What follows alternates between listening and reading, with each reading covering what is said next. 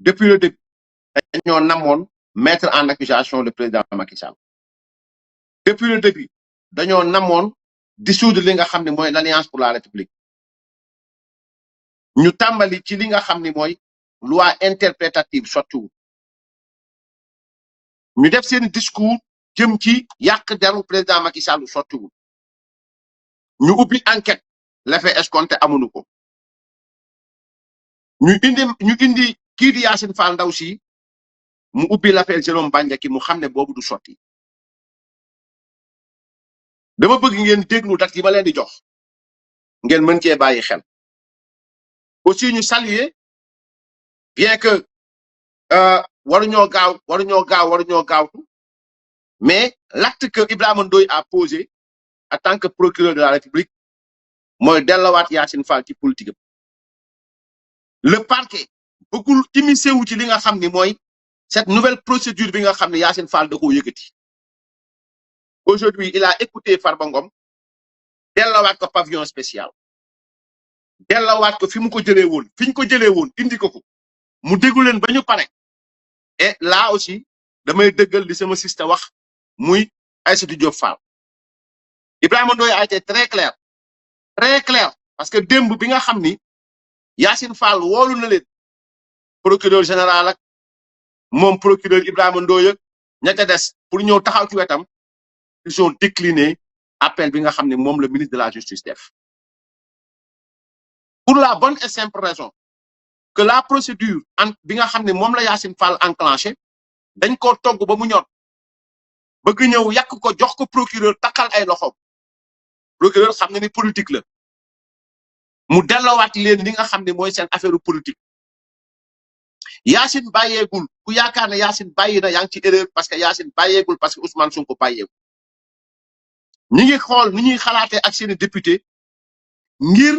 ubbi instruction boo xam ni il vise Farba Ngom moo ci ki gën a ndaw li ñuy viser nag ñun xam nañ ko et le moment venu ña ca war a wax daañu ca wax mais ku déglu démb Yacine muy wax di nga xam ni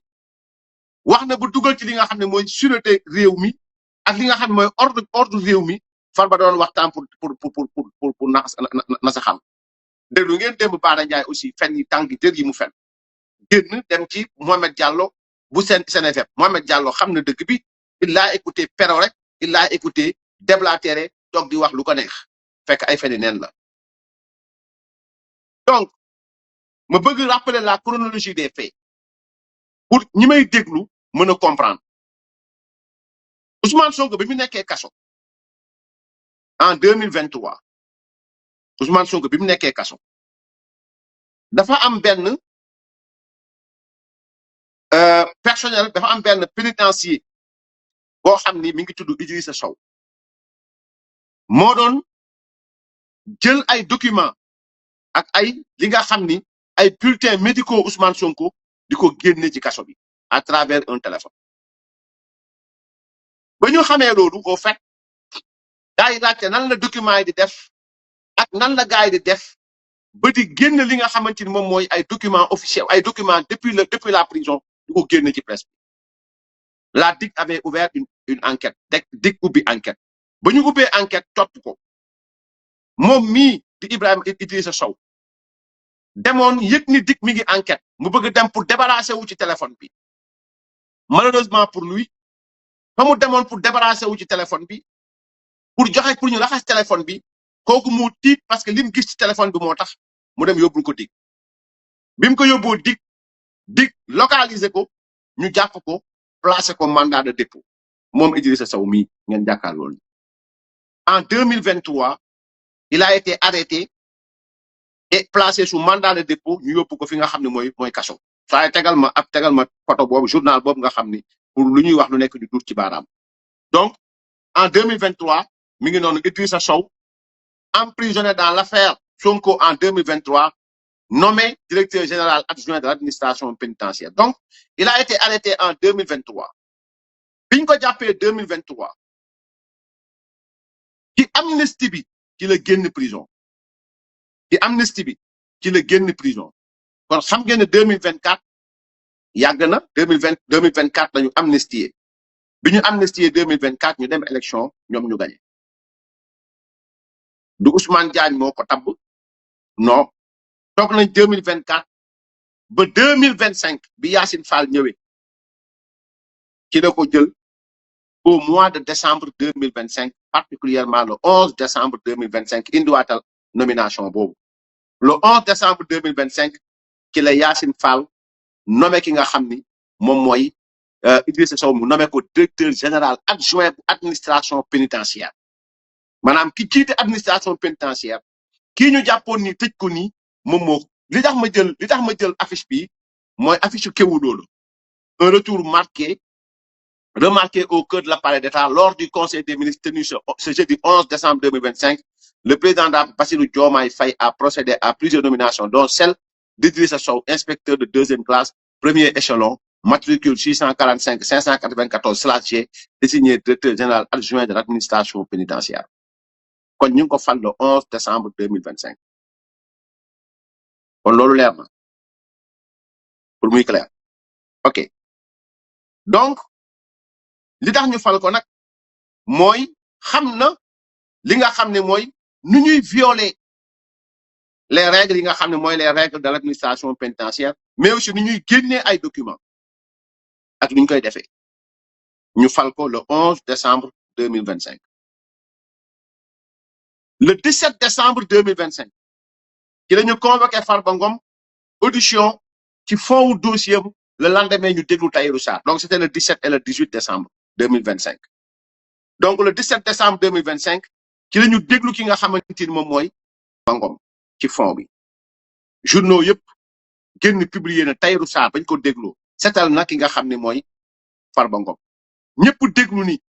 Farba Ngom bañ ko auditionné ci fond wu dossier procureur laaj na ko juge d'instruction laaj na ko layal na lépp loo xamante ni am na ko ci ko muy li nga xam ne mooy alala kon foofu ñu xam ni avocat Farba Ngom yi introduit nañ li nga xamante ni moom mooy demande de liberté provisoire ngir contestation sérieuse la cour ñoom xam nañ ne donc buñ ko laajee les contestations étaient sérieuses parce que procureur de la République mi ngi fa woon toog financier juge d'instruction mi ngi fa woon toog les contestations étaient sérieuses donc xam nañ ni Farba Ngom donc les charges principales yi nga xam ne tegoon nañ ko ci kawam muy blanchiment de capitaux association de malfaiteurs escroquerie sur les deniers publics à hauteur de 125 milliards dañuy tëb loolu ñoom xam nañ ko depuis jour audition Farba Ngom c'était le 17 décembre 2025. Donc il fallait que Ousmane Sonko ak Yacine Fall trouver une solution parce que Farba Ngom ne doit pas sortir de prison da leen ko jaral Farba warul génn ci noonu nommé nañu ki nga xam ne mooy wax naa leen ko le 11 décembre la ñu nommé Idrissa Sow le 17 décembre moo nekkoon audition fond au fond bi nga xamante ni moom lañ doon déglu ki nga xam ne mooy Farba Ngom le 28 décembre 2025 à 0h précisément ci buntu bi dañoo taxaw ci buntu bi ba minuit pile mu ñëw dem ci fi nga xamante ni moom mooy cellule Farba Ngom pour visiter ko nee nañu ñoom fekk nañ fa ay téléphone ñaari téléphone ñu jël ko yóbbu et dans cette chose là am na ci loo xam ne dinaa ci ñëw dans l'avenir mais wax ko moo jotagul moo tax dama koy téyeegu donc le 28 décembre 2025 ci la ñu def fouille ci biir cellule te kii moo ko def waa ji ngeen gis nii nga xam ne il a été nommé le 11 décembre 2025 directeur général adjoint de l'administration pénitentiaire donc ci la ñëw moom mu def fouille bi donc ci cellule Farba Ngom donc le 28 décembre 2025 la ñu def fouille bi jàpp leen baax li ma wax 28 décembre ba le 13 janvier démb bi Yacine Fall di wax y a pas eu de communiqué yow mii di ma déglu ñeneen ñi may déglu leen ci loo xamante ni Yacine Fall def na ko parce que dañoo ko téye woon di xaar le 28 décembre téye nañ téléphone yi yóbbu téléphone yi téye ko ak ñoom 29 30 31 1er 2 3 4 5 6 7 maanaam 15 jours après 28 29 30 31 1er 2 3 4 5 6 7 10 jours après donc 10 jours après ñu téye ko toog di xaar ba juge d'instruction le 7 janvier juge d'instruction ginnaaw bi nga xam ni li taxoon ñu téye ko mooy dañ ko téye toog di xaar demande de liberté provisoire bi avocat Farba Ngom yi def fu muy mujj ñu toog di xaar bi ñu toogee di xaar ba le 7 janvier 2025 le juge d'instruction a ordonné la mise en liberté provisoire bu Farba Ngom te port de bracelet amu ci le 7 janvier le ko juge bi décidé ñu doon xaar ndax procureur dina def appel ou pas procureur waxul ñoom Yacine Fall bi ñu déggee le 7 ne juge bi ordonné na li nga xam ni moom mooy mise en liberté provisoire le 8 ñu doon a génne li nga xam ni mooy téléphone yi woo Farba Ngom fi nga xam ni moom mooy comment dirais-je section de recherche foofu lañ ko tàmbalee génne Farba Ngom donc au lendemain te l'ordonnance bi nga xam ne juge bi joxe na ko pour ñu bàyyi Farba Ngom bàyyi nëgës niku le lendemain la Yacine Fall activé li nga xamante ni moom mooy affaire am pour ñu woo Farba Ngom au niveau de la section de recherche de la gendarmerie le 8 ñu ko commencé auditionner donc ñu toogoon di xaar gis ngeen ni le 7 laa leen wax la ordonnance bi génn kañ ngeen dégg mbirum libération yeneen ko dégg le 12 janvier bii passé ngeen door a dégg li nga xam ne moom mooy procureur bi bañ na donc procureur le 8 lañ tàmbali déglu Farba déglu ko donc le 12 janvier 2026 procureur financier interjeté appel ordonnance bi nga xam ne mooy ordonnance Farba Ngom pourquoi parce que bis boobu bu passé woon mooy délai bi nga xam ne procureur amoon na ko fa la yem parce que le 7 laa leen wax lañ ko le juge bi wax nañ ko bàyyi ñu toog le 8 ñu commencé def li nga xam ne moom mooy seeni audition le 12 dernier jour bi nga xam ni mooy jour bi nga xamante ni moom le procureur am dese woon ko ki la interjeté appel contre Farba Ngom bàyyi Tahirou Sarr parce que l'essentiel mooy dañu bëggoon téye Farba Ngom pour la bonne et simple raison que am na leen loo xamante ni dañ ko bëgg def ci moom donc Yacine le 12 bi nga xam ni dégg nañ ni procureur financier bañ na génne Farba Ngom dëkk bi bëri coow moment boobu nag la xam ni bu ñu génnul wax takkal ci ay procureur général ak ay procureur l'opinion day ñëw dal seen kaw gis ngeen la société civile jóg na gis ngeen l'opinion jóg nañu tout le monde a crié à l'injustice ñoom ñu jaxasoo c'est la raison pour laquelle on a appelé cette conférence de panique pourquoi parce qu'ils ont paniqué maintenant qu'est-ce qu'il fallait faire il fallait que Yacine charge lu muy charger maintenant charger dossier Farba Ngom mais am na ci charge yoo xamante ni kii l'enquête ak procureur ñoo ko mën a def mooy ay trouble à xawma lan ay actes yoo xamante ni visant à trouver ak ay affaires yoo xam ne sûreté état ak nanga sangam te Yacine Fall aujourd'hui kii bëgg ci dugal Ibrahima Ndoye ak procureur général Yacine a appelé procureur général pour ñoom ñu ñëw gunge ko ci li nga xamante ni moom mooy conférence de presse bi mu bëgg def lorsque Ibrahima Ndoye a été informé de ça il a clairement dit que ni moom du fa dem parce que procédure bi du procédure am donc maintenant procureur général aussi mënul dem fekk ji Yacine Fall ci loolu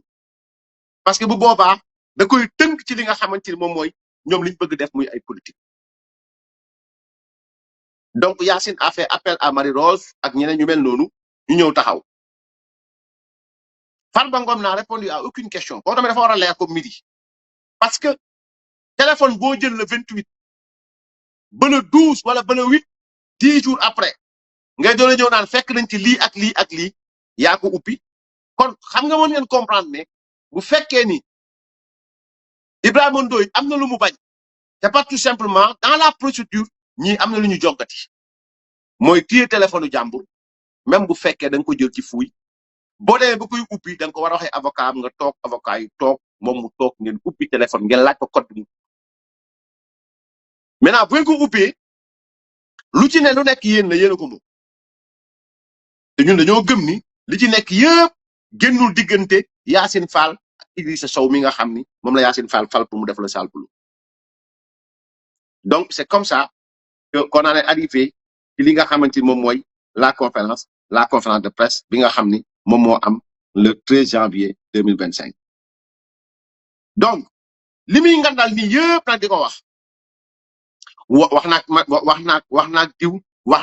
wax naag diw tant de fois wax naag diw tant de fois wax na lii wax na lee wax na lële ay sof la yoo xam ne ñoom ñoo ko sof et c'est la raison pour laquelle bu ñu paree démb ngeen dégg ñoom Akhenaton génn taal live tàmbali nag maintenant di charger Farba Ngom parce que génnu Farba arrangé wu leen c'est de cela qu'il s'agit donc ce qu'il faut retenir d'emblée mooy Yacine 3 missions la am principale yoo xam ne Ousmane Sonko doog ko dénk bi jiitu mooy la réouverture de son procès beneen bi mooy nu mu tudd sax faire de sorte que Macky Sall ne soit plus candidat à une élection présidentielle au Sénégal que l'Alliance pour la République aussi ne puisse plus participer à une élection loolu mooy deuxième mission Yacine Fall troisième mission Yacine Fall nag maintenant moom mooy c'est-à-dire que lépp loo xamante ni lu Pastef mébétoon la loo xam ne même s'ils n'ont pas de preuves Yacine est prêt à se déshabiller waxuma déshabiller comme dans le terme péjoratif mais à se déshabiller maanaam mooy honneur ak dignité pour le faire donc il faut retenir que dans cette affaire bi nga xam ne tey jii Farba defee nañ ko mu dem fi nga xam ne mooy parquet Ibrahima Ndoye dellawaat leen en l'état c'est-à-dire que dellawaat leen ne leen man du man maay topp kii du man maay xam ngeen di ngeen war def vous êtes des hommes politiques xam ngeen fi ngeen war a jaar ce jour vous avez entendu Madiambal Diagne wax na ci li nga xamante ni moom mooy comment dirais-je mbir mi neexul Ousmane Sonko au fait c'est-à-dire que parce que tout simplement actuellement mën naa wax ne Ibrahima Ndoye est sur siège éjectable et bëgg-bëgg Ousmane Sonko yëpp mooy si Diomaye fekk dina ko ci loolu mooy ñu def consultation par rapport ak li nga xam ne mooy nu mu tudd sax nu mu tudd sax la magistrature pour ñu nu mu tudd sax def li nga xam ne moom mooy réaménagement ci biir magistrature